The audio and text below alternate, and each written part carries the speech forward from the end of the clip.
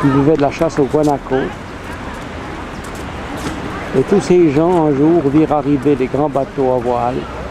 Ils se croyaient seuls au monde. Et dès ce jour-là, leur vie va décliner.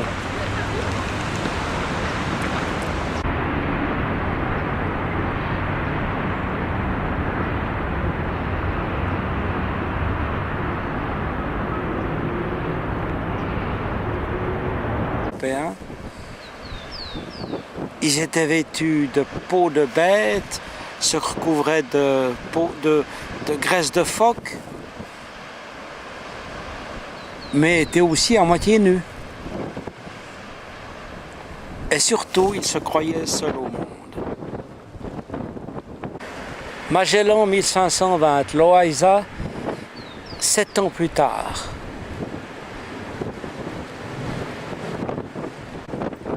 Puis arrivèrent des Hollandais de la ville de Hoorn qui, passant plus au sud, réussirent à découvrir un passage au sud d'une île qu'ils appelèrent l'île d'Horn. Ce devint le cap Horn. Entre-temps, des corsaires britanniques, anglais arrivèrent ici, notamment Francis Drake, qui, passant par le détroit, remonta les côtes du Chili pour aller écumer les possessions espagnoles.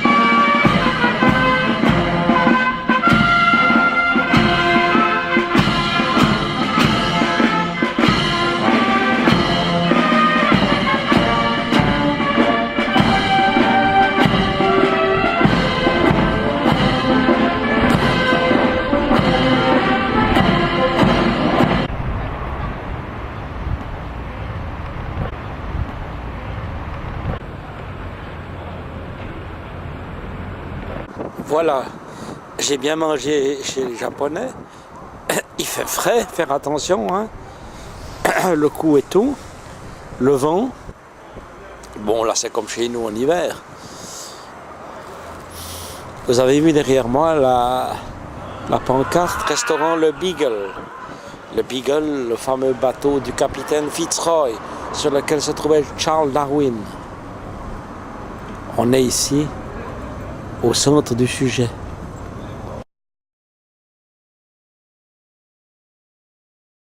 Je suis donc dans le musée des familles Brown Menendez, les grands colons de Punta Arenas et du détroit de Magellan.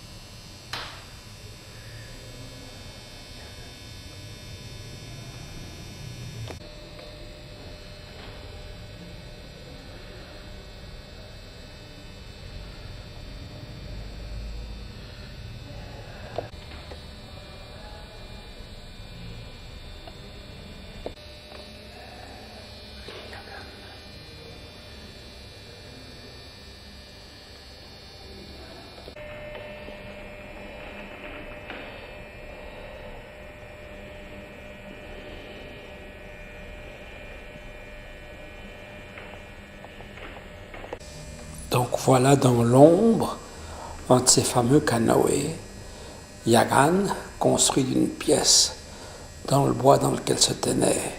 C'était pas confortable, la femme qui ramait, l'homme debout, un ou deux enfants, le feu et le chien.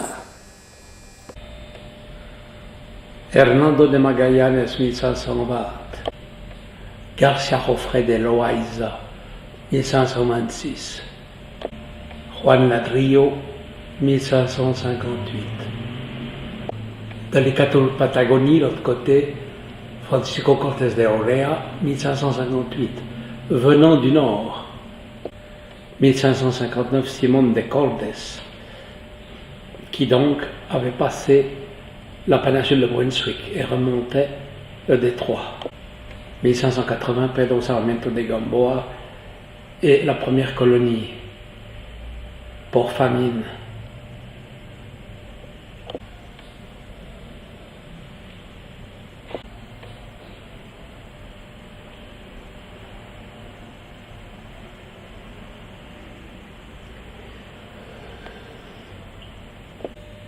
Et plus au sud, l'Ermite, 1624,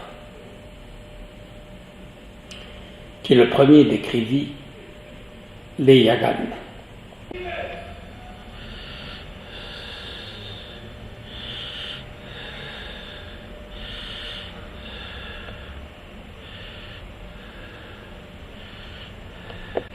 Pigafetta, le chroniqueur de Magellan, dit du premier Patagon qu'il connut à la base de Sandrolian, ils sont si hauts que nous n'arrivons pas à la ceinture. Pigafetta dit que le premier Patagon qu'ils connurent à la baie de Sandrolian était si haut que nous n'atteignions pas leur ceinture. Avec les hommes blancs arrivèrent les maladies.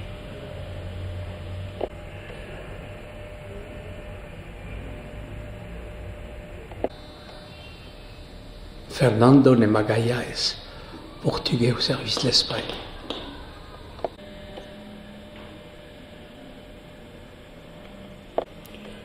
Rio de Janeiro, 1567, Buenos Aires, 1580, Asunción, 1537 déjà.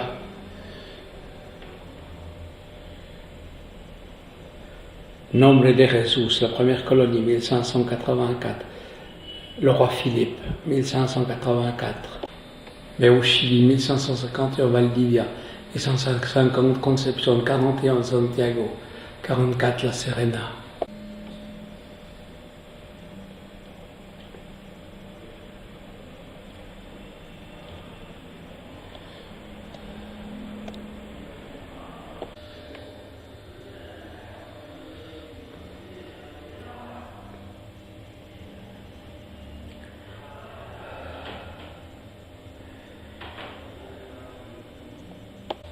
L'astrolabe rattrapé dans la mer congelée, l'expédition Dumont-Durville au pôle Sud et en Océanie.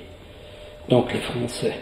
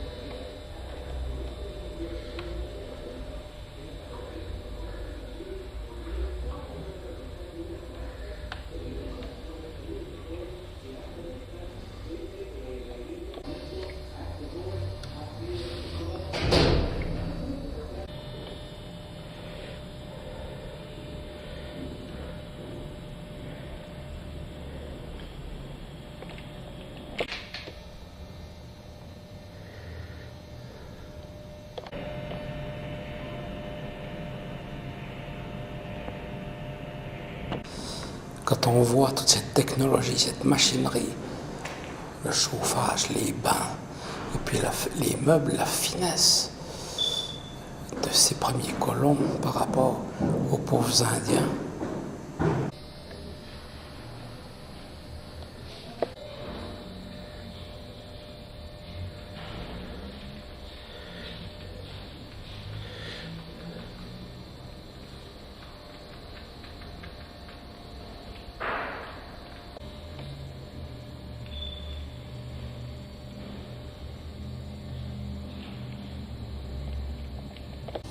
La différence avec les peuples primitifs ici, d'un point de vue technologique, est immense. Et les meubles au premier étaient d'une finesse extraordinaire.